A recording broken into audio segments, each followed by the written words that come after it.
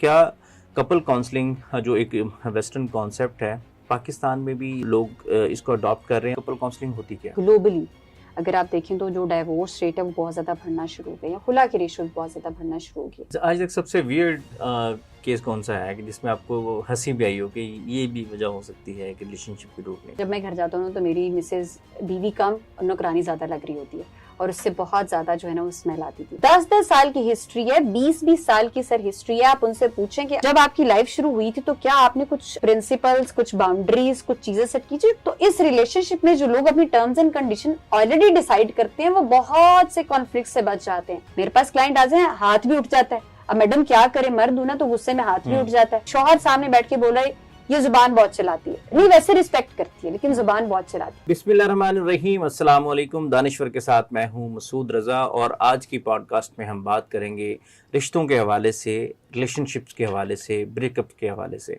तो नाज़रीन, रिश्ते जो हैं वो बनाना बहुत मुश्किल काम होता है। एक अरसा लगता है रिश्तों को बनाने में, उनको निभाने में और उनको मैच्योर करने में। लेकिन जहाँ ये रिश्ते इतने मजबूत होते हैं कि आप मीलों दूर भी एक दूसरे पर एतमाद करते हैं, तो वहीं ये रिश्ते धागों से कमज़ोर हमें नज़र आते हैं जो पल भर में टूट जाते हैं। और जब हम डिग इन करने की कोशिश करते हैं, रिसर्च करते हैं कि रिश्ते टूटने की वजह क्या होती है, खुला की क्या वजह है, तलाक की क्या वजह होती है, तो उसकी सबसे बड़ी वजह होती है एक दूसरे पर एतमाद की कमी। जो एक पार्टनर है दूसरे पे या तो शक करता है या एतमाद की कमी होती है। और अक्सर लोग ये कहते हैं जी कि मेरा जो पार्टनर था वो साइको था, वो चीज़ों को समझता नहीं था, वो शक करता था।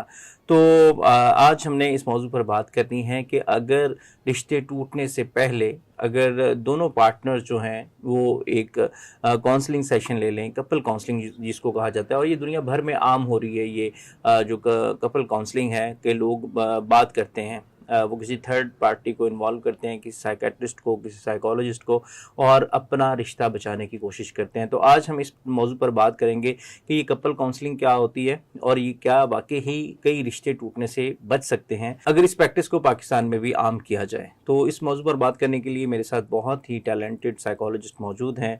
आप अक्सर उनको टीवी स्क्रीन पर देखते हैं, बहुत सारे क्लिप्स आप उनके सोशल मीडिया पर देखते हैं, बहुत वायरल भी हैं आजकल। मेरे साथ मौजूद हैं मुबशरा तैयबा।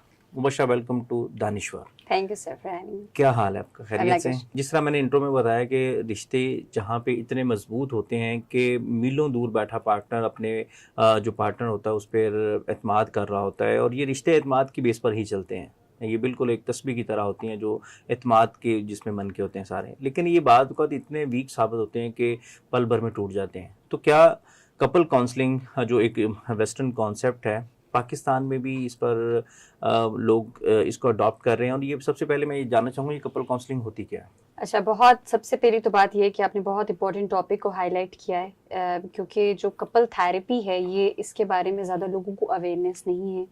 और कपल थेरेपी एक ऐसा टूल है जिसकी वजह से हमने बहुत ज़्यादा डाइवोर्स जो रेशो है इसको बहुत ज़्यादा कम किया है। लोग अपने घर टूटते टूटते इस कपल थेरेपी की वजह से उन्होंने अपने घर बचा लिए। तो बेसिकली जो कपल थेरेपी होती है वो होती है कि अगर आपकी शादी के बाद दोनों स्पाउस में इंटीमेट रिलेशनशिप में किसी भी तरह का कोई मसला आ रहा है और उस मसले की वजह से आप उस मसले को रिजॉल्व नहीं कर पाते, आपको समझ नहीं आती कि मेरी गलती है या दूसरे मेरे पार्टनर की गलती है, अगर दोनों की गलती है तो हाउ टू रिजॉल्व इट, उससे पहले ये नहीं पता होता कि प्रॉब्लम क्या है। तो वो जो आपके अनरिजॉल्व चीजें होती हैं, जो आपके इंटरपर्सनल कॉन्फ्लिक्ट्स होते हैं, जो आपके बॉन्ड को बहुत कमजोर करते हैं, तो वहीं पर जो है हम उन कपल्स को गाइड करते हैं।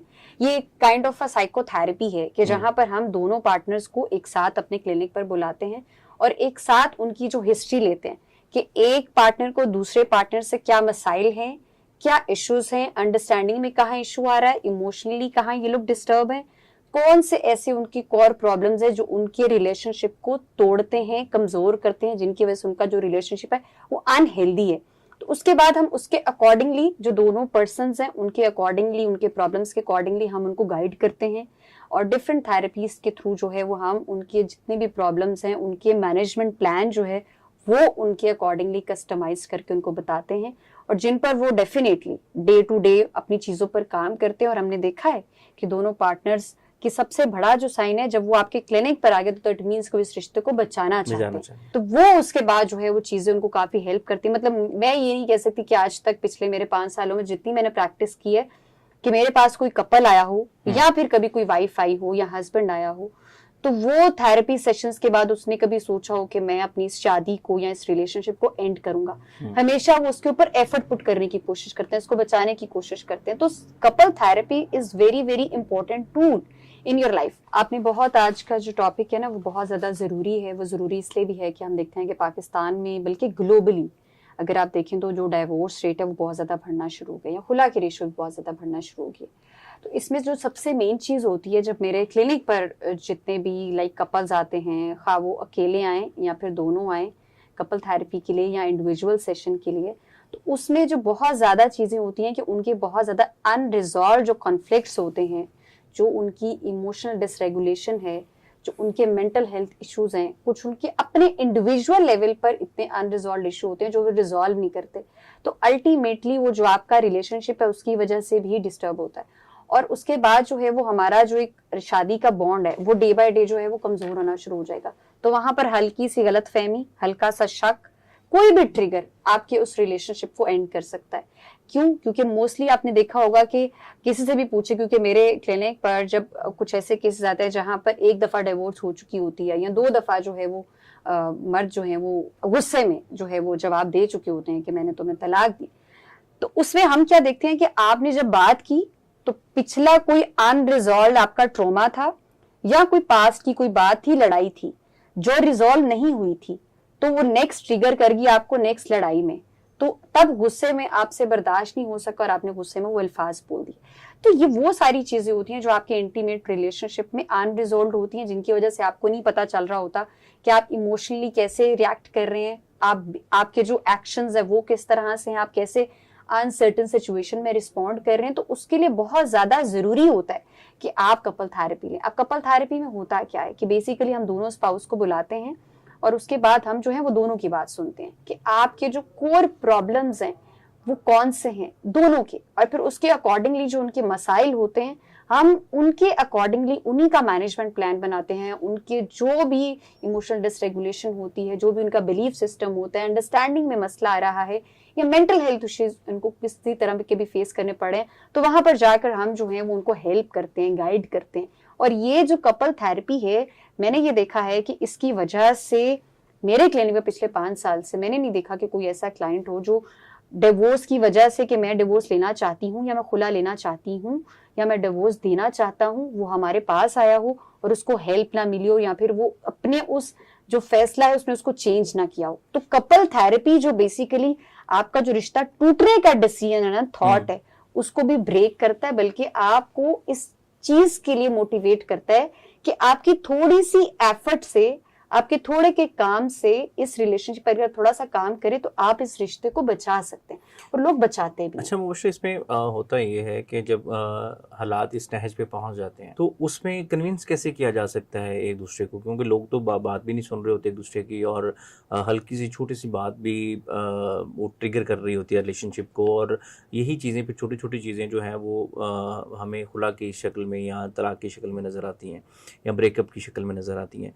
तो अपने पार्टनर को कन्विंस करना कि अगर एक पार्टनर विलिंग है रिलेशनशिप को कंटिन्यू करने के लिए और दूसरा नहीं है, तो ये हाउ इज इट पॉसिबल कि आप उनको टेबल टॉक पे ले आएं और वो भी किसी तीसरे बंदे के सामने? अच्छा, क्योंकि बीइंग क्लिनिकल साइकोलॉजिस्ट जो मैंने अपने क्लिनिक पर देखा वो ये देखा है कि अगर तो वाइफ मेरे पास आ रही है और वो सेशंस लेने के लिए आ रही है और उसको ये लगता है कि कुछ मसाइल मुझ में थे, तो मैं तो अपने मसाइल जो है वो डिस्कस भी कर रही हूँ, हेल्प सीख भी कर रही हूँ, उन पर काम भी कर रही हूँ, लेकिन क्योंकि दूसरा पर्सन आपके साथ अटैच है और ये आपका शादी वाला आपका रिलेशनशिप है और उसमें आपकी अकेले की एफर्ट जो है मैं भी उस रिलेशनशिप को बेहतर ना कर सकती हूँ, तो वहां पर हम गाइड करते हैं, साइको एजुकेट करते हैं कि किस तरीके से आपने अपने हस्बैंड के साथ बात करनी है और उसको इस चीज के लिए मोटिवेट करना है, कन्विंस करना है कि वो मैरिटल काउंसलिंग और कपल थेरेपी के लिए जो है वो यहाँ पर आए। बहुत ज्यादा ऐसे कपल्स हैं जो आते हैं, हस्बैंड है तो वो अपनी बीवी को कन्विंस करेगा, अगर बीवी है तो वो अपने हस्बैंड को कन्विंस करेगी। द रीजन इज, जो मेरे लिए सबसे शॉकिंग बात है वो ये है, आप 8 साल से एक साथ रह रहे हैं, आपकी शादी को 8 साल हो गई, मैं अपने क्लाइंट की एग्जांपल दे रही हूँ लेकिन आपको ये नहीं पता कि आपके जो हस्बैंड है उनका कम्युनिकेशन स्टाइल कौन सा है। बीवी को ये नहीं पता कि मेरे हस्बैंड से कब किस वक्त जो है वो मैंने बात करनी है। जब मैं कपल थेरेपी के लिए एक दूसरे को बिठाती हूँ तो उनसे कोर पूछती हूँ ना कि आपकी आप एक दूसरे को कितना जानते हैं, तो मैं इतना हैरान होती हूँ कि आपने 8 साल एक शख्स के साथ गुजारे लेकिन आप उसको कंप्लीटली जान ही नहीं पाते। क्यों? क्योंकि हमारी सोसाइटी ने जो ऑलरेडी एक स्टैंडर्ड सेट किए कि बीवी ये, शौहर ये, बीवी ऐसे ही करती है, शौहर ऐसे करता है, तो हम उसी तरह से अपनी चीजों को, अपने बिलीव्स को, अपनी सोशल, इमोशनल, मेंटल हेल्थ को वैसे लेके चल रहे थे। कभी हमने अपनी नजर से अपने उस रिलेशनशिप को देखा ही नहीं है और एफर्ट्स नहीं की। हमारे यहाँ क्या होता है कि मोस्टली लड़कियां कॉम्प्रोमाइज करती हैं, जो मर्द होते हैं वो डोमिनेंट होते हैं, या फिर जो बीवियां हैं वो डोमिनेंट होती हैं, मर्द अपने रिलेशनशिप पर काम करते हैं, म्यूचुअल एफर्ट्स कहीं नहीं होती। और जहां पर म्यूचुअल एफर्ट्स आपकी खत्म हो जाती है वो रिलेशनशिप एक बंदे से कभी भी नहीं चलता। ये वो गाड़ी है जो 2 पहियों के साथ ही चलेगी। यही मेरा क्वेश्चन था कि जब एक साइड से बीवी की तरफ से या हस्बैंड की तरफ से वो एफर्ट खत्म हो गई है तो वो एफर्ट कैसे की जाए कि वो दोबारा इस चीज पे एग्री हो जाए कि वो they need a therapy. Need a therapy तो इसलिए ना कि जब आपकी जिंदगी में एक मसला है, सुकून नहीं है, बीवी है तो हस्बैंड कह रहा है मुझे बीवी से सुकून नहीं मिलता, मैं इसे जान छुड़ाना चाहता हूँ, और अगर बीवी है तो वो अपने इस डिसीजन पर आ चुकी है कि मैं अपने हस्बैंड से जान छुड़ाना चाहती हूँ क्योंकि सुकून नहीं है, ये तंगी है, वो तंगी है, ये मसले वो मसले। और फायदा हर इंसान को समझ में आता है, और जब हम उनको बताते हैं कि आपको इस थेरेपी से ये फायदा मिलेगा, एक दफा आप आए, कंसल्ट करें, अगर आपको फायदा ना महसूस हो तो आप बेशक ना आए, चॉइस इज योर्स। फिर बहुत ज्यादा कपल्स हैं वो आते हैं, वो अपनी थेरेपीज जब अपना ले रहे होते हैं तो उनको नजर आता है कि डे बाय डे हमें चेंज आ रहा है, डे बाय डे हस्बैंड और बीवी दोनों जो हैं वो फील करते हैं कि नहीं, हमारी इस थेरेपी सेशंस के बाद जो है हमने एक दूसरे को मजीद अंडरस्टैंड किया, क्योंकि हम डिफरेंट एंगल से रिलेशनशिप के डायनामिक्स को, डिफरेंट पर्सपेक्टिव्स को उनके सामने ला के रखते हैं। क्यों? क्योंकि वैसे तो हम क्या कर रहे हैं, ब्लेम गेम्स कर रहे हैं, गुस्से में लड़ रहे हैं, गुस्से में बहस कर रहे हैं, हमारी कम्युनिकेशन बिल्कुल भी इफेक्टिव नहीं है, हम एक दूसरे की लव लैंग्वेजेस नहीं पता, हमने एक दूसरे को कभी समझने की कोशिश नहीं की, और अभी हम समझने की कोशिश नहीं करते तो हम पेरेंट्स बन जाते हैं। तो जब हम पेरेंट्स बनते हैं तो मजीद बच्चों के भी मसले मसाइल शुरू हो जाते हैं, तो वहां पर चीजें जो है मजीद डिस्टर्ब होती हैं। तो वो जो एक उनके अंदर एक गैप होता है ना कि जहां पर हमने ये समझना होता है कि हम एक टीम है और हमने एक टीम वर्क की तरह काम कर रहे हैं, गोल हमारा एक है। जब आप ये समझेंगे नहीं मैं अलहदा तुम अलहदा, तो फिर वो टीम वर्क नहीं होगी, फिर एक दूसरे को सपोर्ट नहीं करेंगे, किसी भी लेवल पर आके सपोर्ट नहीं करेंगे, ना इमोशनली, ना सोशली, ना हम देखेंगे मेंटली, बल्कि हम एक दूसरे की जिंदगी को बेसकून बना देंगे, हम एक दूसरे की जिंदगी बर्बाद भी कर देते हैं। और इवन दो नेक्स्ट मैंने ये भी देखा है, सिर्फ मियाँ बीवी की जिंदगी बर्बाद नहीं होती, फिर नेक्स्ट बच्चों की भी जिंदगी होती है, पूरी फैमिली डिस्टर्ब होकर रह जाती है, पेरेंट्स। ये सारी बात की चीजें जब आपके पास लोग पेशेंट्स आ गए हैं तो हम देखते हैं कि जब इस तरह के हालात चल रहे होते हैं कि जब they are at the verge to take a decision, तो तब ब्लेम गेम चल रही होती है कि जो हस्बैंड है वो अपनी बीवी की बुराइयां निकाल रहा है और बीवी जो है अपने हस्बैंड की बुराइयां निकाल रही है। तो जो आपके पास लोग आते हैं तो डेफिनेटली वो आपके पास भी आके ब्लेम गेम करते होंगे कि ये करती है, वो ये हस्बैंड ये करता है, बीवी ये करती है। तो किस तरह के पेशेंट्स आपके पास आते हैं और यूजुअली अगर हम बात करें तो किस तरह की ब्लेम गेम हो रही होती है, क्या इल्जामात लगते हैं, यानी कि जो रीजंस क्या बनती हैं एक रिश्ता टूटने की? यहाँ पर हमारे पास जब कपल थेरेपी में दोनों स्पाउस हमारे सामने बैठे हुए हैं तो हम उनसे जब हिस्ट्री ले रहे होते हैं ना कि आप बताएं, आप इनकी बात बताएं, आप इनकी बात बताएं, तो हमें वहीं पर कम्युनिकेशन स्टाइल समझ में आ जाता है कि अगर हमारे सामने बैठकर इन अ रियल वर्ड ये इस तरह से बातचीत कर रहे हैं और इनकी कम्युनिकेशन स्टाइल्स ये हैं और ये इस तरह से एक दूसरे के बारे में जब गुस्से में बात करते हैं तो ऐसे करते हैं। हमारे सामने भी क्लाइंट्स को गुस्सा आ जाता है, जो हस्बैंड है वो बीवी से कहता है मैंने ऐसे कब कहा था, ये तुम ऐसे बोल रही हो, और बीवी भी जो है वो समटाइम्स इस तरह से होती है कि नहीं ये आप गलत बोल रहे हैं, मैंने तो आपको इस तरह से बोला था। तो वहीं पर हम आइडेंटिफाई कर लेते हैं कि बेसिकली इनके क्या इश्यूज चल रहे हैं, अंडरस्टैंडिंग नहीं है, या एक दूसरे को सपोर्ट नहीं करते हैं, या समझना नहीं चाहते हैं। और समटाइम्स तो लोग जो होते हैं ना वो लेट इट गो करते हैं, बहुत फॉर ग्रांटेड लेते हैं। कुछ ऐसे स्पाउस भी देखें कि जहां पर एक पर्सन बहुत ज्यादा जेन्युइन एफर्ट्स पुट कर रहा है कि चीजों को रिजॉल्व करने की, लेकिन जो दूसरा पर्सन है ना वो उसको फॉर ग्रांटेड ले रहा है कि हाँ चलो ठीक है, बात होगी, ठीक है, जवाब नहीं देना। तो उसमें जो मेन इशू है ना, the main is communication, genuine and effective communication. मेरे दिल में जो बात है, मेरा जो मसला है, जो मैं जैसा फील करूं मुझे वैसा बताना नहीं आ रहा, और जो सामने वाला पर्सन है वो अपनी थॉट्स, अपने एक्सपीरियंसेस, जो हमारे सोशल बिलीव्स बने हुए हैं, जो कल्चरल बिलीव्स हैं, जो हमारी वैल्यू सिस्टम है, उसके अकॉर्डिंगली वो अपने स्पाउस की बात को परसीव कर रहा है, वैसे परसीव नहीं कर रहा जैसे आप वो कहना चाह रहा है। जो अनकही बातें होती हैं वो आप कह रही हैं कि उस पे एक जुमला भी था ना कि जो बातें पी गया था मैं, वो बातें खा गई मुझे। यहाँ पर अगर बातें पी भी नहीं रहे हो, आप बता रहे हो, फॉर एग्जाम्पल मैं आपसे कम्युनिकेट कर रही हूँ, लेकिन आप मेरी बात को अपनी परसेप्शन और अपने बिलीफ सिस्टम के अकॉर्डिंग परसीव कर रहे हैं। जो मैं जेन्युइनली आपको बात समझाना चाह रही हूँ वैसे अंडरस्टैंड नहीं कर रही। यही तो बात होती है ना, अंडरस्टैंडिंग क्या है कि मेरा अगर पॉइंट आपसे डिफरेंट है तो आप पहले एटलीस्ट उसको अंडरस्टैंड तो करो, सुनो तो सही। लेकिन यहाँ पर जो है वो मोस्टली चीजें रिपोर्ट होती है कि नहीं, अगला बंदा सिर्फ मेरी बात इसलिए सुने ताकि उसको जवाब दे, ना कि उसको अंडरस्टैंड करे। तो यहाँ पर दो जो डिफरेंट आपकी ओपिनियंस हैं उनको अंडरस्टैंड करना बहुत जरूरी है। तो किस तरह के इल्जामात ज्यादातर लग रहे होते हैं? यही इल्जामात क्या, आप मेरी बात को अंडरस्टैंड नहीं करती, आप मुझे रिस्पेक्ट नहीं देती हैं, आप गुस्से में बात करती हैं, आप बदतमीजी करती हैं। फिलहाल टाइम में भी मैंने आपको मना किया था लेकिन आपने मेरी बात नहीं मानी थी, मैं तो मर्द हूँ, मैं तो ऐसे ही करूंगा। तो बीवी कहती है मैं तो इमोशनली वीक हूँ, मैं तो सेंसिटिव ही हूँ। कुछ जो होती है मेजर सर चीजें वही है कि जब आपकी अपनी रिलेशनशिप की बाउंड्रीज सेट नहीं है ना, मैं कहती हूँ जिंदगी में अगर आप बेमकसद और विदाउट एनी प्रिंसिपल आप अपनी जिंदगी गुजार रहे हैं, अकेले अगर आप अपनी ऐसी जिंदगी गुजारे, तब भी आपकी जिंदगी में हर्डल आएंगी। आपने कभी लोगों से मिलने का प्रिंसिपल नहीं बनाया, कभी दोस्त कैसे बनाने उसके प्रिंसिपल्स नहीं बनाए, जिंदगी कैसे गुजारनी उसके प्रिंसिपल्स नहीं बनाए। आपका विजन क्या है किसी भी रिलेशनशिप को लेकर, चाहे दोस्ती है, कॉलीग्स हैं, शादी है, आपने कभी उसके बारे में एक विजन बनाया नहीं कि मैं इस रिलेशनशिप को किस नजर से देखता हूँ, क्या इसके गोल्स क्या है, इसके आउटकम्स क्या है, मुझे कितनी एफर्ट पुट करनी है, एट द एंड मुझे क्या चाहिए। तो उसके बाद आप ये नोटिस करते हैं कि हमारी शादी में तो आप पूछें 8-8 साल हो गए, कभी बाउंड्री सेट की है? आप उनसे पूछें 10-10 साल की हिस्ट्री है, 20-20 साल की सर हिस्ट्री है। आप उनसे पूछें कि आपने कभी लाइफ में जब शादी की लाइफ शुरू हुई थी, आप दो इम्परफेक्ट पर्सन एक दूसरे को जानते नहीं है, तो जब आपकी लाइफ शुरू हुई थी तो क्या आपने कुछ अपनी कुछ प्रिंसिपल्स, कुछ बाउंड्रीज, कुछ चीजें सेट की? टर्म्स एंड कंडीशन होती हैं। आप किसी जॉब के लिए जाते हैं तो टर्म्स एंड कंडीशन होती हैं।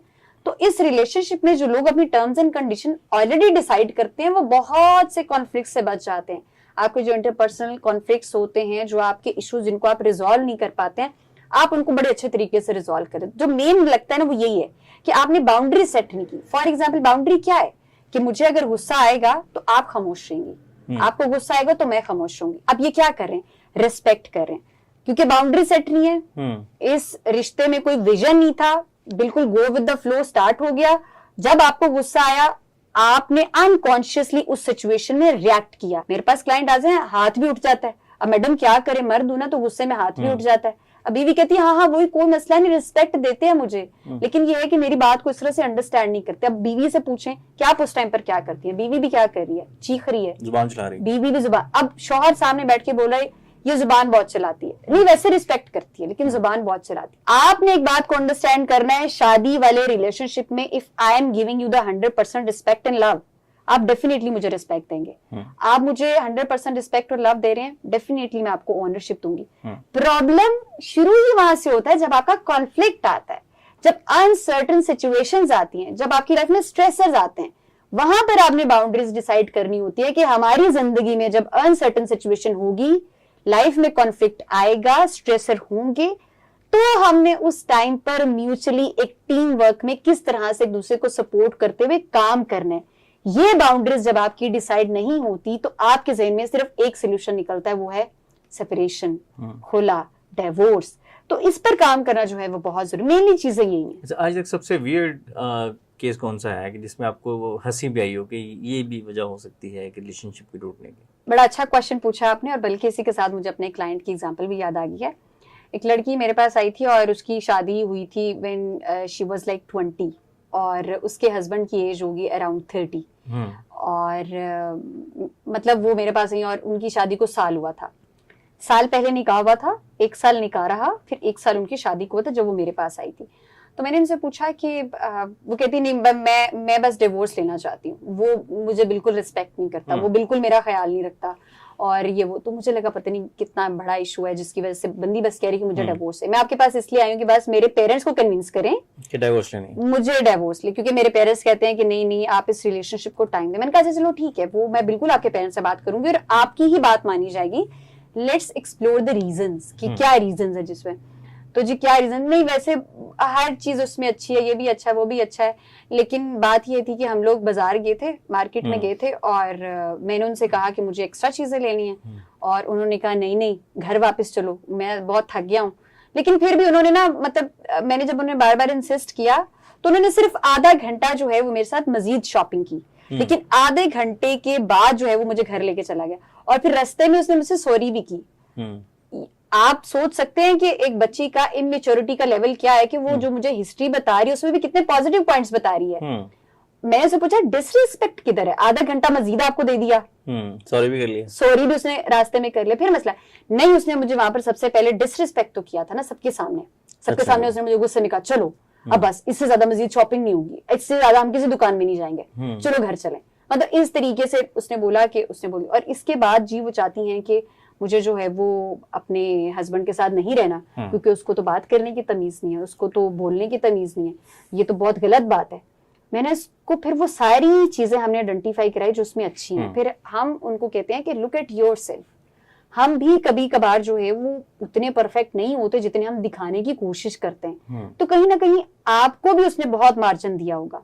मैं ये कहती कि लड़के की तब गलती है जब आपका जो हस्बैंड है वो आपको आधा घंटा भी ना देता।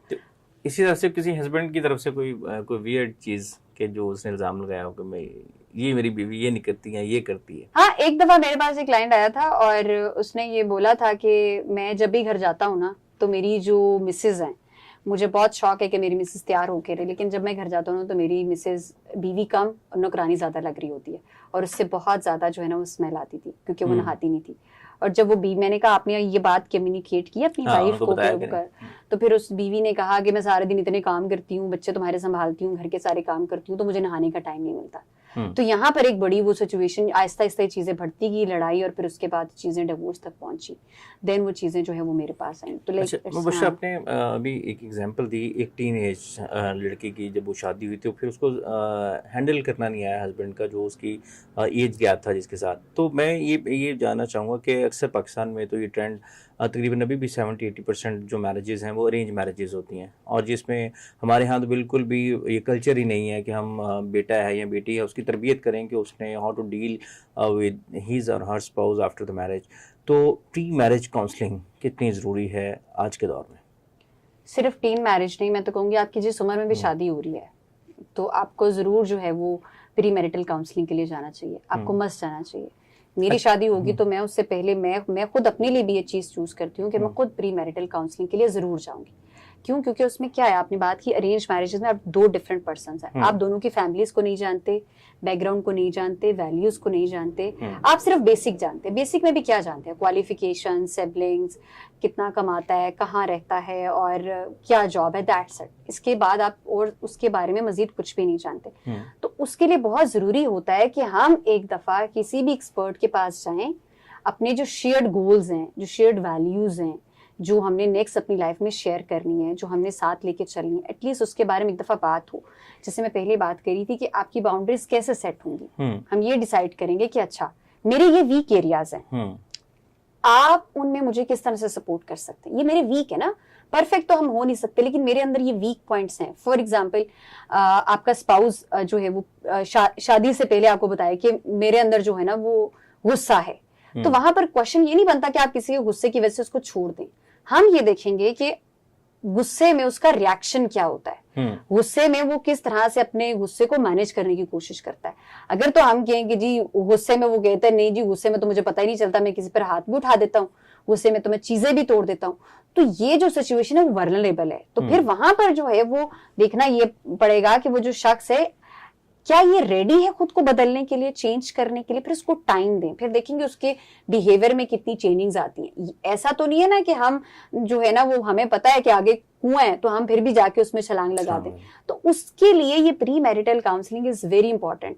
जो लोग जेन्युइनली अपने रिश्ते को हेल्दी बना के लेकर चलना चाहते हैं, नॉर्मलाइज करना चाहिए, बिल्कुल नॉर्मलाइज करना काउंसलिंग की भी जरूरत है, ताकि वो इस चीज को संजीदा लेंगे। अगर एक बेटा है, हमने उसकी जिंदगी में एक पैराडाइम शिफ्ट आ रहा है, उसकी जिंदगी में नए लोग बहुत इंपॉर्टेंट रोल है। तो मेरा ख्याल है कि अगर ये पेरेंट्स भी समझें और बच्चों को भी समझाएं और इस चीज को नॉर्मलाइज किया जाए तो काफी हद तक हमारे यहाँ ये जो मसाइल हैं ये कम हो सकते हैं। सर पेरेंट्स देखे ना, बेटी से पूछते हैं बताओ कौन से डिजाइनर का लहंगा पहनना है, बेटे से पूछा जाता है अच्छा जी कौन सा हॉल बुक कराना है, सारी चीजें डिसाइड होती है, मेन्यू क्या होगा, अच्छा हम क्या एक दूसरे को देंगे। एक चीज है जो वहां डिस्कस नहीं होती कि एक लड़का और लड़की की आपस की जो बात की जिंदगी है इस पूरी लाइमलाइट के बाद जो असल में जिंदगी शुरू होनी है उसके बारे में भी थोड़ी बात की जाए। आपका शौक है आप जरूर पूरे करें, लेकिन इसके बारे में भी जरूर बात करें कि लड़का लड़की की जो अंडरस्टैंडिंग है, जो उनके वीक एरियाज हैं, कहाँ पर उन्होंने एक दूसरे को सपोर्ट करना है, उनके इंटरेस्ट क्या हैं, उनकी जो है वो सोशल हेल्थ कैसी है, इमोशनल हेल्थ कैसी है, स्पिरिचुअली वो कितना स्ट्रांग है, उनका माइंडसेट किस तरह का है, ग्रोथ माइंडसेट है, फिक्स्ड माइंडसेट है, या वो अपनी जिंदगी में जो है वो अपनी चीजों को किस तरह से लेके चलते हैं, मुश्किल सिचुएशंस में क्या करते हैं, ये जानना देखना बहुत जरूरी है। अक्सर लोगों को ये लगता है कि अच्छा प्री मैरिटल काउंसलिंग होगी तो उसके बाद तो दोनों के वीक एरिया सामने आएंगे और रिश्ता टूट जाएगा। ऐसा नहीं होता। ये सेटिंग होती ही इसीलिए, एक्सपर्ट के पास जाते ही इसीलिए हैं कि हम देख सकें कि जो मुश्किल हमारे टाइम में, कॉन्फ्लिक्ट वाले टाइम में हमारे जो वीकनेसेस हैं उनको हम म्यूचुअली एफर्ट पुट करके किस तरह से अपने रिश्ते में इनकलकेट कर सकते हैं। वरना तो देखिए दोनों में तो जो अच्छी चीजें एक दूसरे को स्ट्रेंथन देंगी, वो रिश्ते को मजबूत बनाएंगी, लेकिन जो चीजें आपके रिश्ते को कमजोर बना सकती हैं उनके लिए शुरू से ही एफर्ट पुट करना बहुत ज्यादा जरूरी होता है। और उसी के लिए जो है हम लोग प्री मैरिटल काउंसलिंग जो है रिकमेंड करते हैं। मैं खुद एक क्लिनिकल साइकोलॉजिस्ट हूँ और मुझे लगता है कि मैं अपनी शादी से पहले जरूर मैं किसी मैरिटल जो है काउंसलिंग के लिए मैं किसी भी अपनी सीनियर एक्सपर्ट के पास जाऊंगी। तो आपको भी जाना चाहिए और हमें इस चीज को नॉर्मलाइज करना चाहिए। बहुत शुक्रिया मुबशरा, आपने अपना कीमती टाइम दिया और इतनी मज़े की चीज़ें हमें बताई। तो नाज़रीन, रिश्ते जो होते हैं ये बहुत ही कीमती होते हैं। मैं तो इनको कहता होता हूँ कि रिश्ते ऑक्सीजन की तरह होते हैं जो हमारी सर्वाइवल के लिए ज़रूरी होते हैं। इनको हर कीमत पे बचाया जाना चाहिए और उसके लिए हमें जिस लेवल पे भी जाके एफर्ट्स करना पड़ती हैं उनको करना चाहिए, चाहे वो दोस्ती का रिश्ता है, चाहे वो आपका किसी के साथ मोहब्बत का रिश्ता है, चाहे वो आपकी शादीशुदा ज़िंदगी का रिश्ता है, चाहे वो आपके पेरेंट्स के साथ ताल्लुकात हैं, अपने दोस्तों के साथ इवन के जो ताल्लुकात हैं, रिश्तों को बचाने के लिए हर हद तक जाना चाहिए और जो गलत फहमियाँ होती हैं उनको दूर करना चाहिए। कपल काउंसलिंग सिर्फ मैं समझता हूँ कि जो आज की डिस्कशन से हम निचोड़ निकाला है कि वो सिर्फ शादीशुदा लोगों के लिए नहीं होता, वो शादी से पहले भी ज़रूरी है, इवन दोस्तों के लिए भी, कि अगर आपका कोई बहुत करीबी दोस्त गलत फहमियों की वजह से आपसे दूर हो रहा है तो आप उसको भी टेबल पे ला सकते हैं कि भाई हम इसको रिजॉल्व कर सकते हैं। तो अपने रिश्तों को बचाएं और उनकी कदर करें, ये बहुत कीमती होते हैं। आज की पॉडकास्ट से इजाज़त दीजिए, फिर हाजिर होंगे एक नई एपिसोड के साथ। अल्लाह ने के बाद।